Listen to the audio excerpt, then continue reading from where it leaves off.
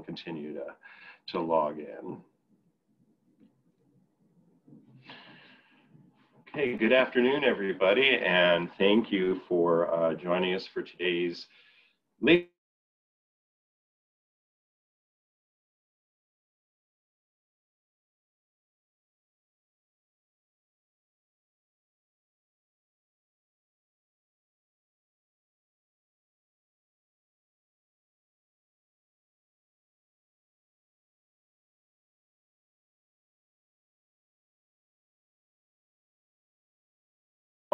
Still frozen?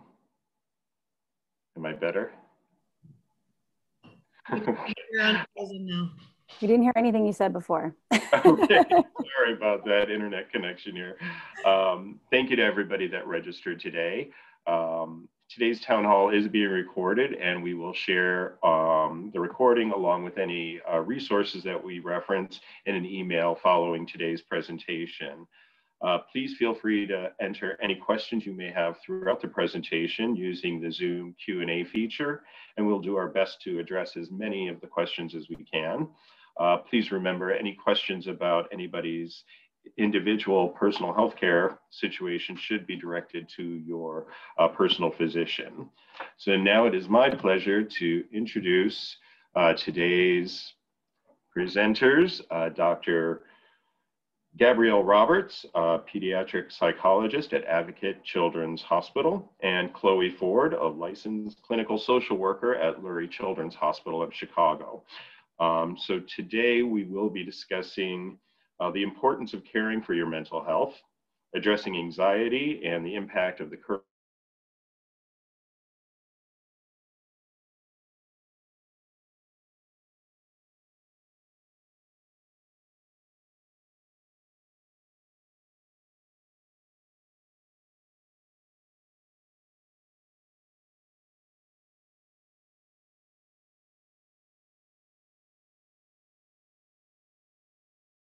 Take a moment to answer the following question. Is mental health part of your routine healthcare regimen? So if all attendees would like to take a moment to answer the question.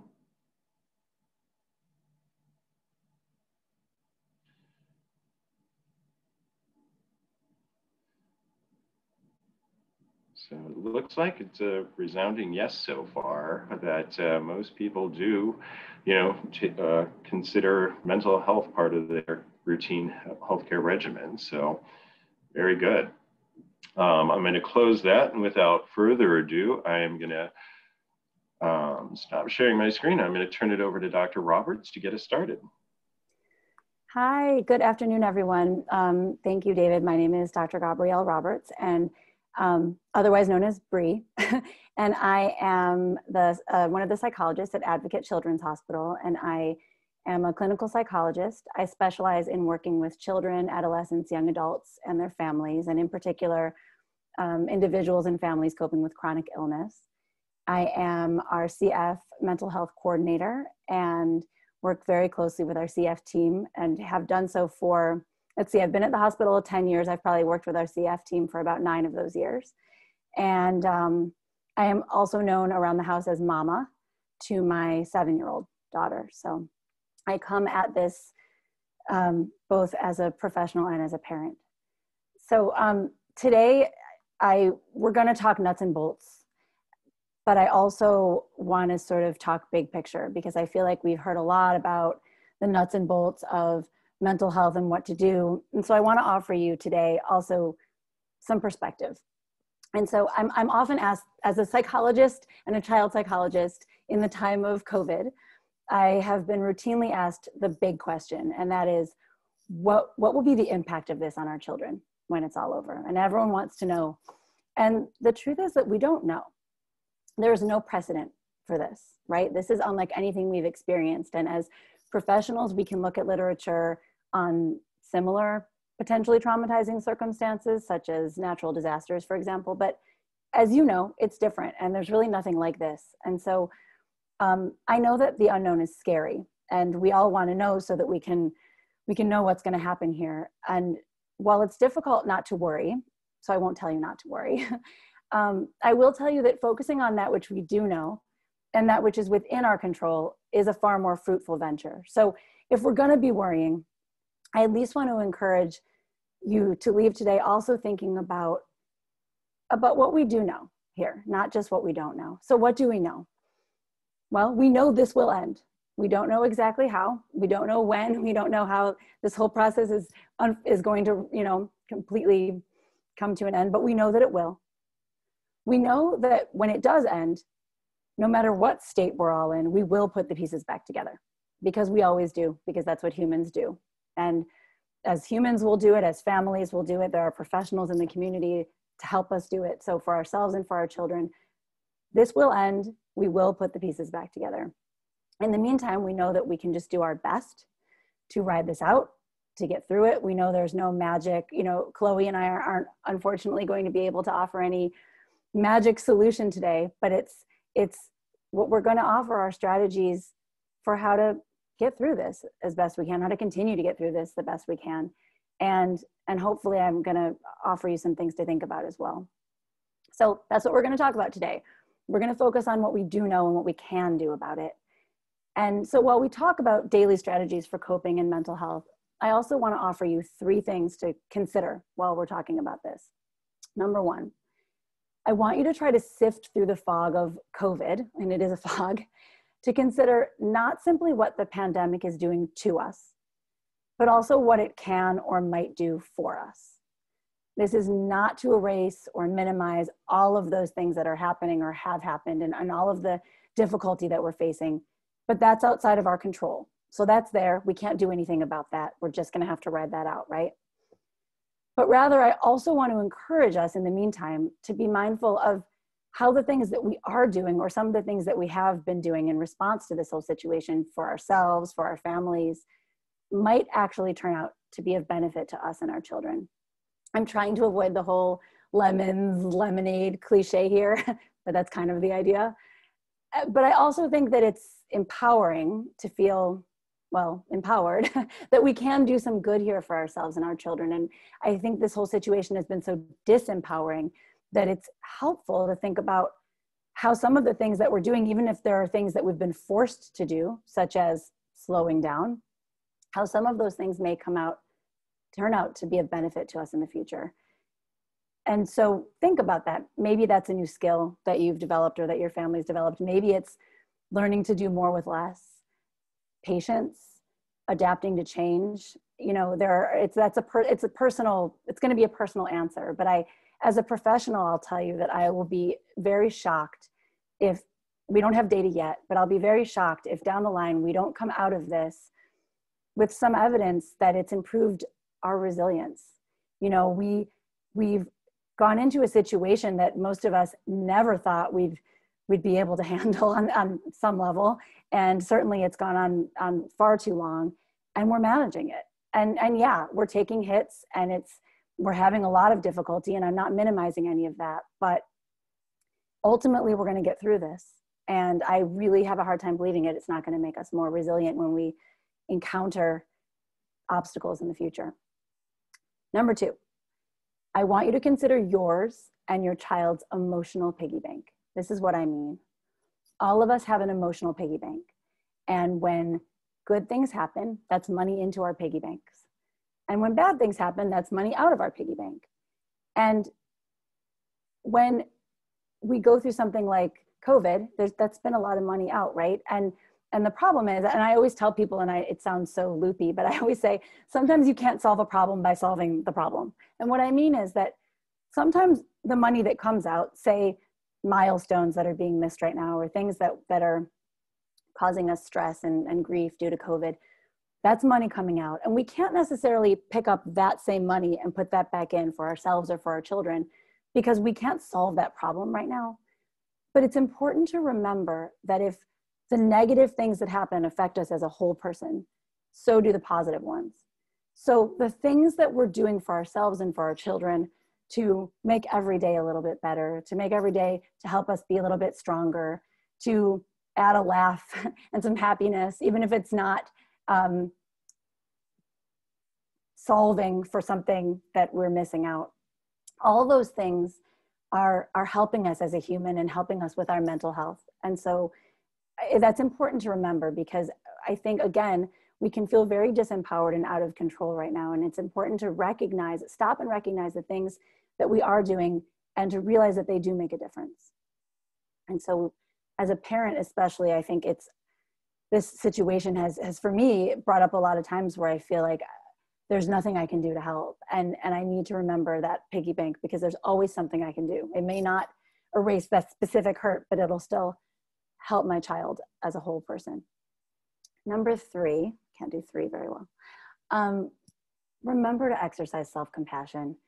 We teach our children many things and guide them through many obstacles in life. And most of those things that we've done or are familiar with: walking, riding a bike, talking, reading. This is different. And actually, parents of children with CF already have some experience, a big time experience, helping your child through something that you've probably not experienced, that is living a life with CF. And so it's important to remember that this is the same thing. We are guiding our children and ourselves through a situation that's unfamiliar to us. It's uncharted territory. We've never done this before. And we're learning as we go. And so instead of beating ourselves up for failing ourselves here, failing our family there, failing our children, it's important to remember that we're just doing our best. And we're learning as we go, and to be compassionate towards ourselves. So on that note, before we jump into some of the nuts and bolts in terms of everyday coping and mental health, I need to give a personal disclosure. And that is that I've realized when I became a mom, but everything that every problem that we have or every circumstance that we deal with as humans is sort of exaggerated or exacerbated during this pandemic. So I already knew this, and it's true now more than ever, that the professional side of me and the mom or human side of me are 2 separate entities and don't always match up. And so, the professional side of me can use that logical brain and say, we know things are going to be okay. Here's how we get through it. Everyone's going to be fine. And that doesn't mean that the mom side of me isn't freaking out, locking myself in the bathroom, crying. And unfortunately, the professional me cannot always talk the mom me down. And I do my best. And so I think it's important. And I bring that up because I want you to understand, sometimes it's frustrating when you join a talk or listen or read something or listen to something, and there are professionals sitting up there giving guidance and advice, and it sounds like this is how to run your perfect day, and that's just not reality. And so I want you to know that I understand that on a very personal level. And so when Chloe and I offer these strategies, the implication isn't that you can always put all of this into play or that it's easy, but rather to give you some ideas and some things to try to add 1 or 2 things to your day or to your life, knowing that it's going to be imperfect and that it's difficult. So now that we have that out of the way, let's talk specifics. When I think about COVID and coping and mental health for the last year, it can feel overwhelming. It is a big topic. So it's helped me to think about it in 3 parts. Foundation, so laying a foundation for success. Preparation, preparing, and response, responding to our difficulties, our thoughts, our feelings, our struggles around all of this. So foundation, when you build a house, you first want to lay a solid foundation, right? To make your house stronger and able to withstand whatever comes along. And the same is true for us and for our children. This is important always. It's particularly important during times of heightened stress like now. We lay a solid foundation for physical and mental health, but really by focusing on the basics, making sure we're getting enough sleep, making sure we're eating healthy and eating a good diet and eating regularly, exercising. And I want to really be clear when I say exercising, you do not have to be out there running marathons. I hate running. You won't catch me running. But for some people, it means intensive exercise. And for other people, it means taking a walk around the block, just getting out there, moving your body.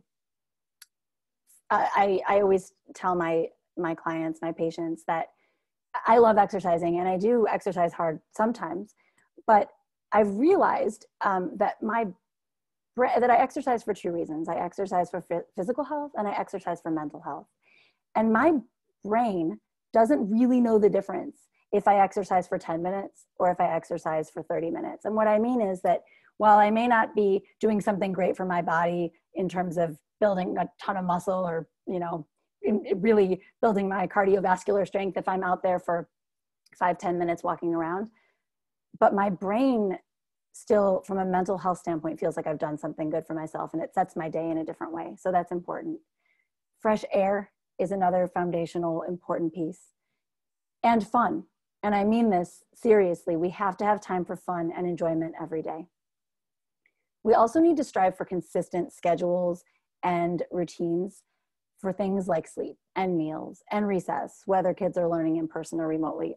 No, these routines are not going to be the same as they were before, and that's okay. And I know this can be hard on a good day, and it is not going to be perfect, but maintaining a consistent routine, or as consistent as we can, is one of the most effective things we can do to support ourselves and our children right now. Overall, building a solid foundation helps us to be more resilient in the face of stress and to manage our baseline stress, which is likely higher now during COVID. And what I mean by that baseline stress is, as humans, we all walk around with a certain amount of stress every day. And depending on the week, the month, the year, that baseline stress that we carry around changes. And I'm visual, so I kind of always think about how high it's coming up on my body and my brain. And so we all have that, and that's just part of life. And focusing on those foundational pieces really help us to keep that baseline stress under control. And that's important because if your baseline stress is up to here and you're not taking care of yourself and using good self-care, and an unanticipated difficulty comes into your day, which they always do, unanticipated difficulties, then you really have very little room to deal with that and manage that. And that's when we break down, and that's when we have our temper tantrums, us and our children. And yes, we have temper tantrums, we all know it. So if we can keep our stress a little bit lower, even if it's here and those difficulties come our way, we have a little bit more space, a little bit more room to deal with that. And remember, as parents, we are better for our children when we make time to care for ourselves. Preparation. It's kind of like it sounds. Be proactive, talk about what to expect, make plans where you can. No, we cannot anticipate everything, but we can prepare for what we can potentially anticipate, what we can anticipate, or what we know. Think through what might happen with school or with family, make plans, or think about how you might handle various situations. Communicate with your spouse, your partner, your family, your friends about expectations and what's happening. Get clarification where you need it from other people, from the school. With our children, we want to check in regularly. Communication is key. There are so many unknowns, but we can help our children by communicating with them about what we do know. And we need to talk about change as the norm right now. And I think our kids kind of get the point that change is the norm, but we need to keep talking about it like that. And to ourselves, if we expect it, that can make it feel less scary, kind of like a change is part of the plan. So the expectation, we need to set that expectation for ourselves and for our children that there will continue to be changes and unknowns. And we can talk and anticipate or think about what might cause things to change and what that change might look like and how your family will adjust. So you don't need to over talk it, but it's good to think about it. And I'll give you a really sort of quick, concrete example. You know, with my family, my daughter has been back and forth. Sometimes she's in school, sometimes she's home. And we've been fortunate that she's been able to attend school some days, but it's back and forth. And that back and forth, usually we get about, I don't know, maybe 24 hours notice.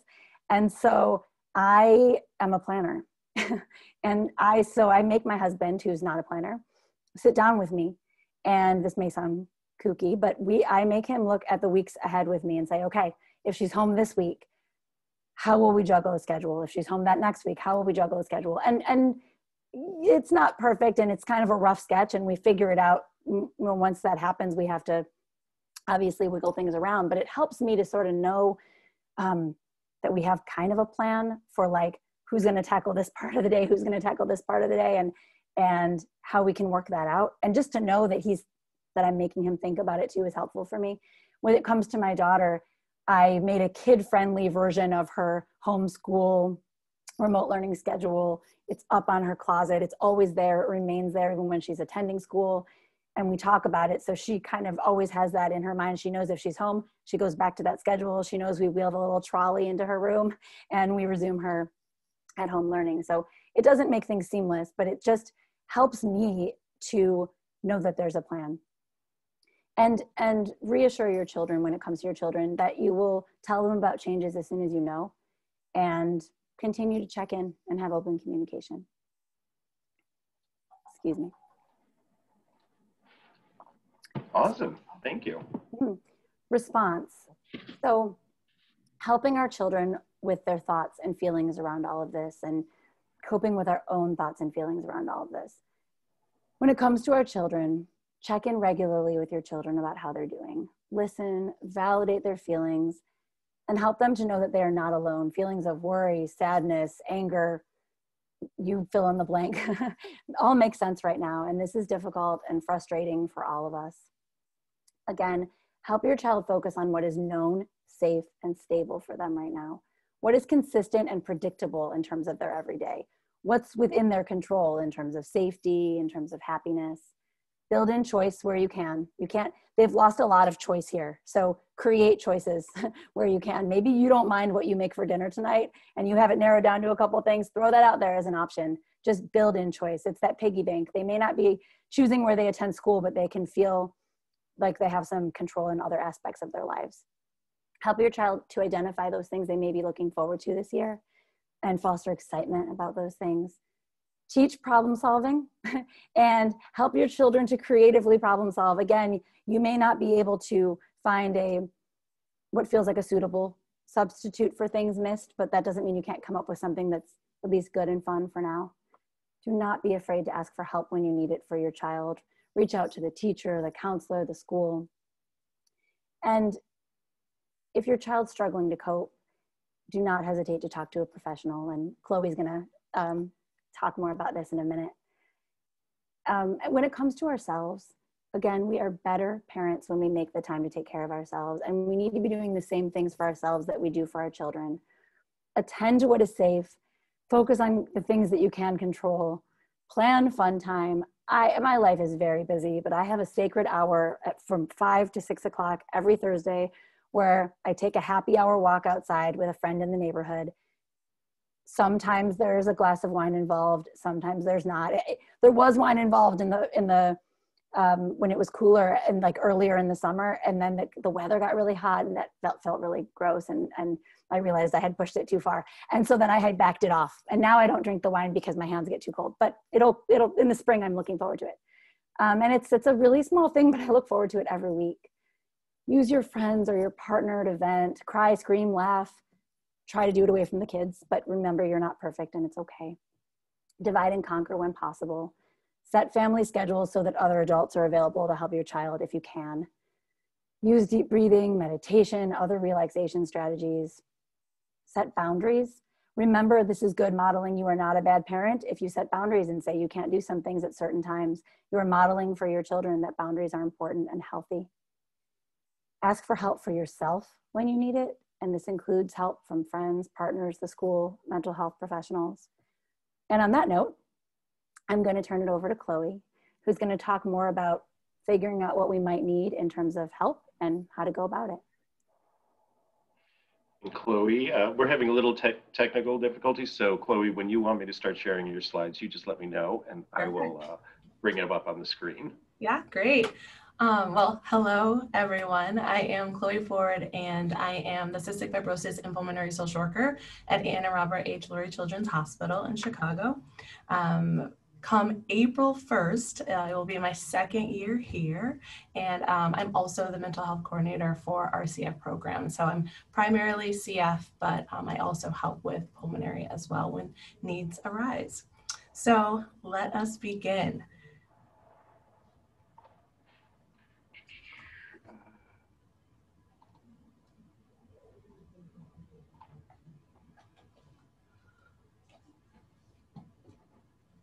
All right, next one. Okay, perfect. So as a fun side, I know the professional, as Brie was talking about, the professional side of you, and then the home side. I am not a mom yet, but I am a dog mom, and also through this pandemic became the mom of 10 chickens, which is a whole nother story, and also a wife, and it has definitely been a ride. So let us talk about mental health, because we are all feeling it, and we all need to make sure that we know how to cope and cope appropriately and seek help when we need to. So you are looking at this lovely picture, not because I'm trying to tease any of us for traveling, but as just a nice calming scene to look at. Let's all go to this island and have a relaxing moment. But the reason that I'm showing this picture is because self-awareness as well as self-reflection is very key to just being able to check in with ourselves, to identify what we need, and also just to know when things are working or not working for us. And so we're going to start off with just a little self-awareness and reflection practice with a mindfulness body scan. And for those who are not familiar with mindfulness, mindfulness is the ability to be fully present and aware of where you are and what you are doing. And it's also a moment where you're not overly reactive or overwhelmed by what's happening around you. So you're taking it in, but you're not heightened in your feelings about what is happening. Just very focused and aware of it. And so a body scan is a nice way of just bringing awareness to our physical sensations. And if you are new to this, just know there is no being perfect in this. You just need to relax, breathe, listen, and try to follow along and focus on the things that I am saying. So I am going to turn off my screen just so that you can hear, you can just think and breathe, and eventually I will ask you to close your eyes. If you don't feel comfortable closing your eyes, then stay looking at this beautiful picture, or put yourself on that island as we go through this body scan. All right, so I invite you to sit upright in a chair with feet flat on the floor, or lie on your back if you prefer. And I'll give everyone a few seconds to get there and get settled. Once you're comfortable, notice how your body feels sitting or lying down. Paying attention to where you make contact with the surfaces you are touching. Close your eyes and bring awareness to your breath. Take a few long, deep breaths. Notice how each inhale feels as your breath fills your body, and how each exhale feels as your breath leaves your body. Bring your attention to your feet. Notice how they feel on the ground and how your socks feel against your skin. Bring awareness to any sensations you feel in your feet and toes without judging them as good or bad. As you inhale, follow the breath from your nose to your lungs, down into your belly, and through to your legs and toes. Exhale and relax. Follow one more breath down to your feet, noticing any sensations that may arise.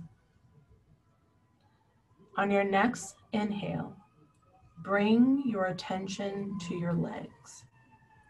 Notice any sensations in your ankles and calves, then your knees and thighs. Observe any soreness or discomfort without trying to change or judge the sensations. Send your breath through your legs and notice if the sensations change. On the next inhale, bring your attention to your lower back. Notice any tension you might be holding in that area of your body and bring your awareness to it. Follow your breath into your abdomen. Notice how it rises and falls with each breath. Focus your breath on your upper back and shoulders. Notice how these muscles feel. This is a part of the body where many people carry tension. Fill this area with your breath. And as you exhale, notice the points of contact between this area and the surface on which you are sitting or lying. On your next inhale, feel your breath fill your chest and your heart. Bring your awareness to this area. On your next inhale, follow your breath to your hands and your arms. Feel the breath flow through your fingers, palms, wrists, and forearms, up to your arms and into your shoulders. Be aware of the sensations in your arms and any thoughts or urges that go with them. If your mind wanders, gently bring your attention back to this area of your body. Let your attention shift to your head and face. As you breathe, notice the sensation of air flowing through your nostrils or that slight itch of hair potentially on your cheek. Notice if your thoughts or sensations shift as you continue to breathe. Focus on your whole body. Follow your breath from the top of your head to the tips of your toes and back up. As you reach the end of this practice, begin to shift your awareness from your bodily sensations to the outside world. Notice any sounds or smells. Notice the texture of the surface of which you're sitting or laying. When you are ready, gently open your eyes.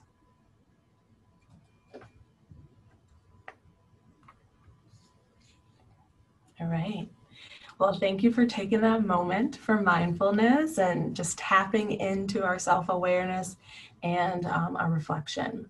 So the next two slides that I'm going to show you are just a list of some behaviors that can be red flags or concerns. And when you begin to notice these consistent behaviors that are concerning, that's when you start thinking about changes that can be made. And when I say you, I mean you as that parent, your children, loved ones, partners, family members in general, even friends. These are things to think about of everyone in your life. And so we want to make sure that we are just looking in and seeing if we have any red flags. And so there might be changes in eating or sleeping habits, your mood, and or how you're socializing, as well as an increase in just negative feelings that you're having on a consistent basis. Next slide. We should also look at changes in our ability to cope, our ability to focus, and that could be with work, that could be with just tasks that we do on a daily basis, as well as an increase in more risky or unsafe behaviors. And that could be drinking alcohol, that could be in drug use, that could be in having suicidal thoughts or even a suicidal plan. And so noticing these behaviors, noticing these concerns, and then asking ourselves, what do we do next? Next slide. So the big question we start to ask ourselves is, what do we need? And if you look at this vending machine, initially you might think that there was food, but if you look closely, everything in there is for us to be better at coping and for us to feel better when we are not having the best day. And so we need to ask ourselves, what do we need from that vending machine today? What do we need for that vending machine this week, this month? And make sure that we are putting those things into our lives. So, next slide. You can see there are several types of self-care. And if you look at this current slide, you'll see that there are different types. And sometimes we focus on one form of self-care, but then we forget about these others, or maybe we didn't even know that there were other types of self-care to even consider. And so we look at these things and we start to realize that if we were to tap into these other types of self-care, then those red flags that we may have or that we're starting to notice might go away. We might find the solution just in changing and adding something to our day.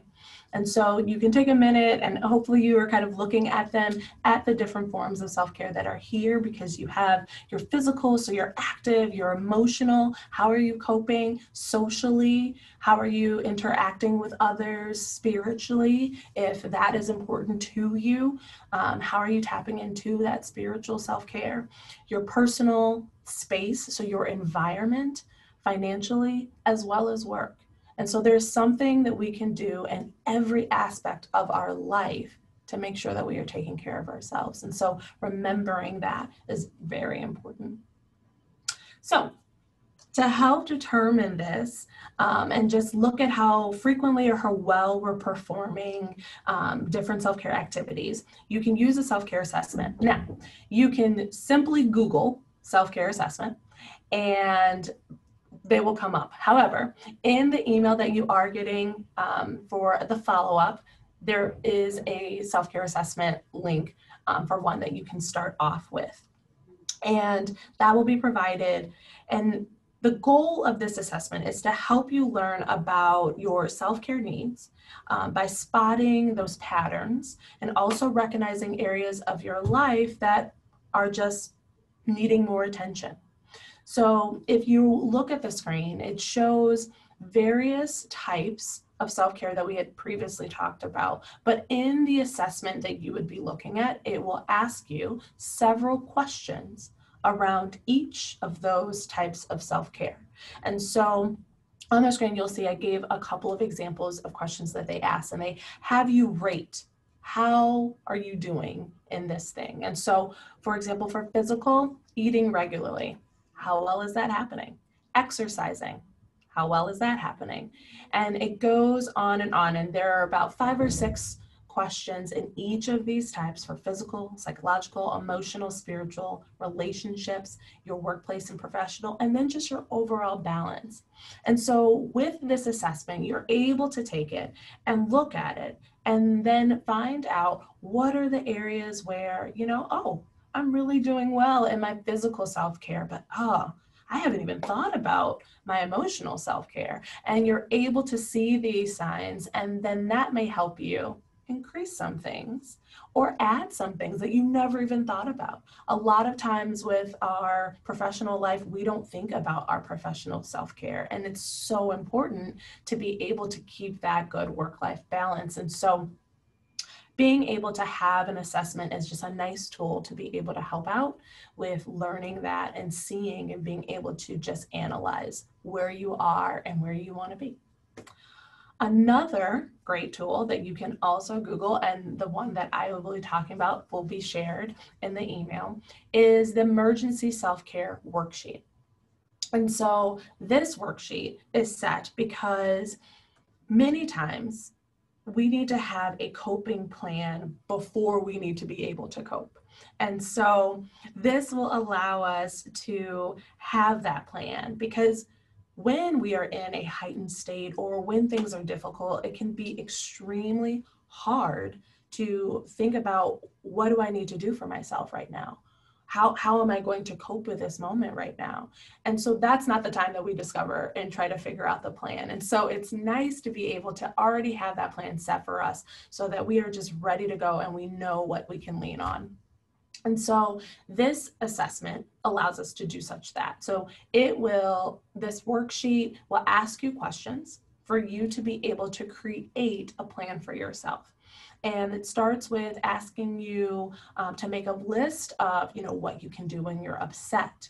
It will ask you to make a list of people that you can contact and reach out to for if you're down on yourself, or say you're in a situation where others might be down on you, or you're going to feel negative in a moment. You can write a list of things to tell yourself. So that pep talk, so you already have it. And then also, who to avoid in a certain situation or what to avoid. Because let's be honest, there are some moments where there are just certain people or certain things that can't be in our area when we're having a moment. We need a break. We need to be away from it. And so to recognize that, and that is okay. So we want to be able to recognize those things and have that be a part of our plan. And so with this worksheet, you're able to look at all of this, and you can also create a little index card if you want that has it so that whenever you need it, you can whip that out. A great example is if you know there's a certain situation where there's just high anxiety and you know that it might happen and you just need to be prepared for it because you're sick of getting into those moments and not knowing what to do. Perfect time to kind of create that plan so that when you do get into that situation, you're able to say, wait, I know who to call me down. I know what I'm going to tell myself right now. I know who to stay away from or what not to do in this moment. And so it helps to be able to have that plan before you get into that heightened state where you need it. So another great tool, and like I said, that resource will be also in the email that you will receive. All right. Now, we talked about all of these great tools, but if you're unsure just how to get started, just know that there are tons of apps and tons of sites that can help you out with that.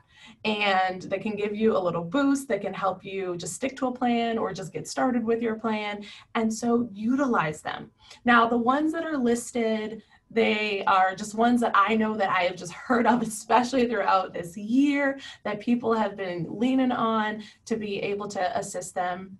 But you can search and find and explore whatever works for you. So, and it's based off of what your need is. So if it's that you're trying to increase being active, then you can definitely search and look into all of the different workout apps or the sites, or going to YouTube and just searching whatever workout you might want to try.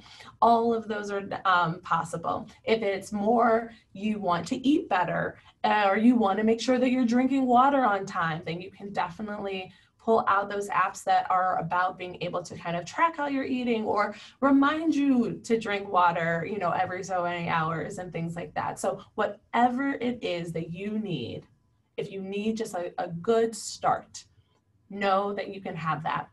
And know that there are apps and there are definitely sites out there that can help you get started to get you going. All right. Now, we've talked about all of our self-care and trying to change that self-care so that we are feeling better. But there's those times where we're in a situation where it's not changing and we're still having the concerns and nothing is improving. And so when we get to that place, it is very good to then think about maybe leaning into just more professional mental health services. And if you are in that space and you need a little bit more assistance than just being able to have that self-care, that daily self-care for yourself, then you can talk to your primary care physician. You can also talk to your CF social worker or CF psychologist, and let us know what's going on, how are you feeling, so that you can receive some suggestions, receive some resources of where you might be able to go and referrals and things of that nature, because we want to make sure that we are giving that assistance if that assistance is needed, and we are all definitely here to do so. So definitely check in with your primary care physician or someone on your CF team so that that can happen. Now, if you're in a place where you are having suicidal thoughts or you have a plan for killing yourself, that is a moment, or anyone that you know, any family member, any loved one, any friend, that is a time where we are trying to seek help as soon as possible. So there is the National Suicide Prevention Lifeline that you are able to call. There's also a web chat that they have that you can also use if you are more interested in that form of communication. You can call 911. or talk to your local emergency number. And then you also can talk to your mental health specialist if you already have one. But in doing that, you want to make sure that you're able to make a quick communication with that person. So if you have to leave a message and wait for them to get back to you or something like that, then definitely suggest reaching out another way with either 911 or maybe the suicide line, or just going to the ED. So those are all of the options of what we recommend if you're in that place or someone that you know and love is in that place. So overall, we just want to remember that it's okay to have moments where we're not okay. That's totally fine. And feelings are meant to be felt. So you can feel pain and fear and anxiety and uncertainty and loneliness and anger and grief. All of those things can happen. Feelings are meant to be felt. It is how we cope with them, how we can change our perspective on some things to change our experience that we are focused on. Because we are going to have feelings, and especially, as Bria mentioned, a time like this, we have all had so many feelings, and they change every day, they change every hour, and so that's okay. We are allowed to have that, we are allowed to feel that, and we're allowed to experience that. And so the thing that we want to focus on is, how do we change our perspective or our day to just make it better? To bring in the fun, to bring in the love, to bring in the support. How do we bring in all of those things that help us get through, so we can continue to know and then eventually see that light at the end of the tunnel? That's what matters in these moments. So make sure that you are checking in with someone, and that could be a family member, that could be a friend. Make sure that you have someone that you are able to check into. And even if that is a mental health professional, check in with someone. Make sure you have someone. And the reason that we want that is, not only do we want to be able to check in, but we also want someone to be able to kind of hold us accountable or check in with us.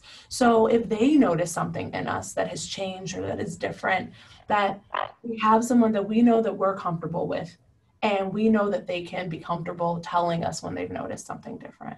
And it's important to have that, because sometimes we also get so focused on what we're doing in our day-to-day and just grinding it out and trying to get through, we don't even notice the change sometimes. So we need to have someone check in with us and be like, hey, we need to back it up. We need to figure out some self-care and do that. So have your person that you can check in with, and then also know that you have people that are here and that are just waiting to help if that help is needed. So do not be afraid. Do not hesitate to check in with us as well.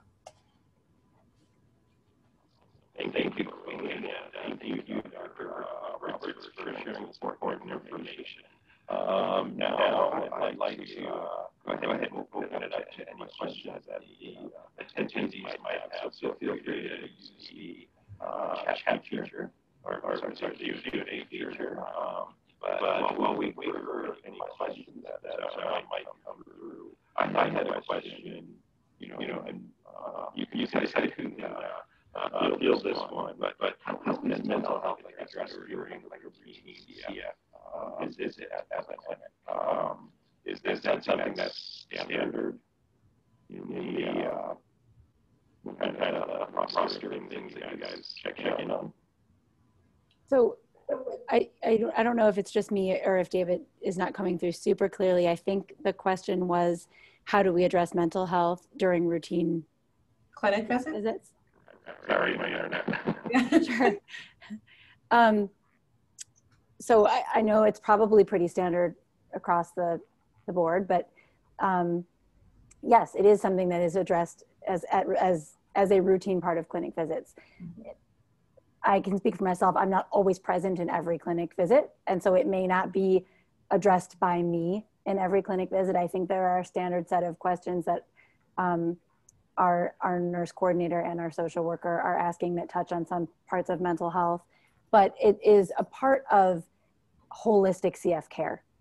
certainly. So whether it's discussed in every visit, it may or may not be, depending, but it's certainly something that, as the CF mental health coordinator and as a mental health professional on the CF team, it's something that I am attempting to, and believe I'm keeping tabs on,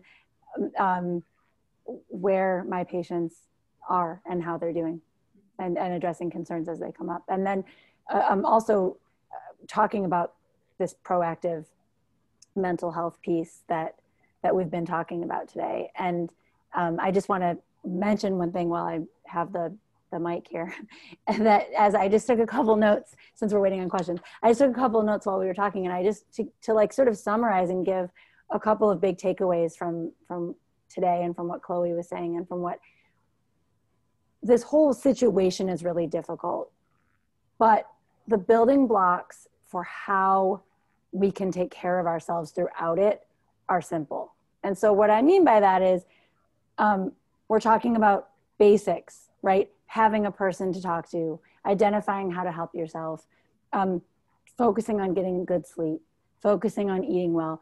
These are not, these are sometimes challenging things to incorporate, but they're not, in essence, complicated concepts. And so I think that's helpful to think about it that way. It is a difficult picture, but the steps are simple. And most importantly, I hope that you took this from what we discussed today. It is not an all or nothing proposition. You're not either succeeding at your mental health during this process or failing throughout this pandemic or in general. And that polling question we asked at the beginning, you know, I hope that what maybe some of you picked up from this is, and as Chloe pointed out, you know, maybe you checked, yes, you're attending to your mental health because you were thinking about certain things you're doing. I hope you realize that there may be some more things that you were doing that you didn't necessarily realize were part of your mental health, such as, I don't know, getting some fresh air or eating well. And so it is not an all or nothing proposition. It is not a pass fail. And the idea is pick one or two things and just add them, or see where you need to add them, and recognize that there's always something you can do. Yeah. To answer the question about the clinic, yes, we are asking these questions with all of our patients and our families throughout. It's either me going in, or it is their provider asking them, the nurse asking them. So there's several times kind of throughout the visit where they may get that question. And if anything does come up, then it gets relayed to me, and then I can go in if I'm not already going in to see a patient. So that is definitely happening, and especially now, but that was always a part of care. As Bree had said, that was always a part of our care. Been checking in before COVID, we'll continue during, we'll continue after. That is always something that we want to make sure we check in on, because it can change. It can change in days, it can change in weeks, or it can change in months. And so we want to stay on top of it. So that is definitely a question that we continue. And to add what Bree was saying, I would also add just being kind to yourself and trying these new things. Like, you're not going to try one thing and it's just going to be amazing and it's just a fixer. Like, all right, check, next. No, that's not the reality. You will try something and it may work for you, or you may hate it, and then you try something else, and that's just part of it. The trial and error is a part of it. So be kind to yourself. This is not a quick fix. It is a process, but accept that process and know that you're accepting that process for something good in the end, for that great result in the end, once you find the thing that works for you and puts you in a better place. So be kind to yourself, try it all, see what you love, see what you hate, and go from there. This will end. Yes. This will end. This will end. It will end, yes. I can say that affirmatively. Because I feel like we talk about that, of this ending, but life is going to continue, and life, like, all stress will not be erased. Wait, no, it's going to be all better. We're all going to feel great. No. As much as we would want everything to go when this goes, fine. That was not reality. So we want to remember that, and even for some of us, we are dealing with stressors that we would have dealt with regardless of a pandemic right now. So it was just added. We just added another layer to this cake that we probably should have just never baked, and that's fine. And so it's about being able to realize that and know that after this, we are still going to have to utilize our coping mechanisms, and we're going to have to remember our mental health is important. So, yeah. Yes. True, true. I think our CI patients are very lucky to have professionals like you have on us during our clinic visits and everything else. So thank you guys. You did a great job. I don't see too many questions coming through, so you did a very thorough job and sent a lot of great information today. So I'd like to thank you both for your time and everybody that is here today. Once again, I will be following up with an email a lot of resources that Chloe has referenced, and I'd like to close out today by wishing everybody a happy sunny Thursday and get out there and enjoy some of the sunshine. I think that helps everybody's need, no matter what. So that will wrap up. And again, we're and today's presentation. Thanks. For anyone that didn't understand David, I think the summary points were enjoy the sunshine. He's sending out an email with resources. Thank you for coming and have a great day. Yes. Check. Thank you. Yes, thank you everyone for joining. Yeah, thank you for joining us.